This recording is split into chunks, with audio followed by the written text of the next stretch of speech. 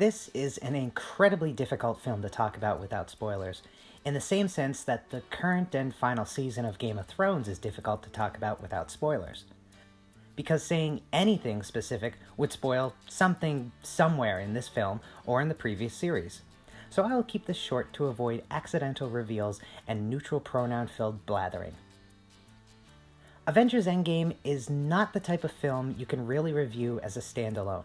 And not just because it is the sequel to a sequel to a sequel to a sequel to a sequel to... Okay, you get the idea. It is the end of a mythical cycle, the second half of a Götterdämmerung, that both caps off the end of a series that is easier to compare to pantheonic sagas of civilizations gone by than multi-part film series or even other comic book movies. That isn't to say Endgame is a religious experience or anything, but it does present an entirely appropriate Ragnarok come Revelations end to its own mythic cycle, and the genre-appropriate beginning of another, with the fundamental pillars for any end times in the form of redemption, self-sacrifice, and the deliverance of justice to both the noble and the corrupt alike. But with more Big Lebowski jokes, which also surprisingly fit the mythical overtones. It is among the most perfect conclusions to a film series ever created. An everything or nothing end zone celebration as feature that is both ridiculously satisfying as a potential conclusion to the Marvel Cinematic Universe and energizing as a step towards whatever comes next, with some sly, wonderful hints about what may be, and in some instances, big, overt mission statements about how it will be. The character dynamics and relationships going forward are going to just be fantastic to watch.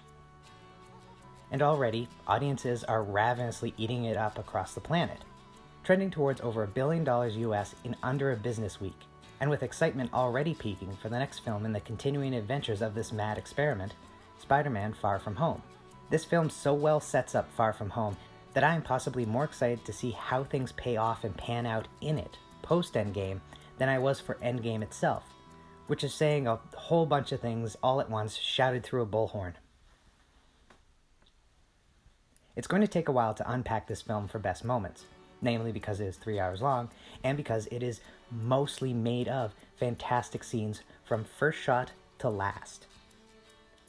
But one that sticks out as I write and record this, again, no spoilers, is a meta comment on audience understanding of temporal mechanics, which includes a complete redefining of pop culture relativistic physics for an enormously lay audience, potentially withering an entire format of the sci-fi story while presenting an incredible example of the more advanced story format that should replace it, and in some instances has.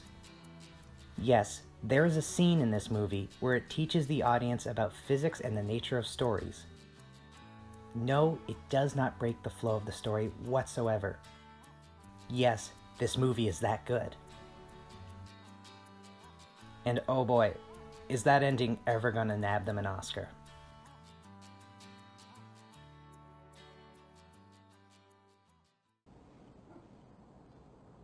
I get it.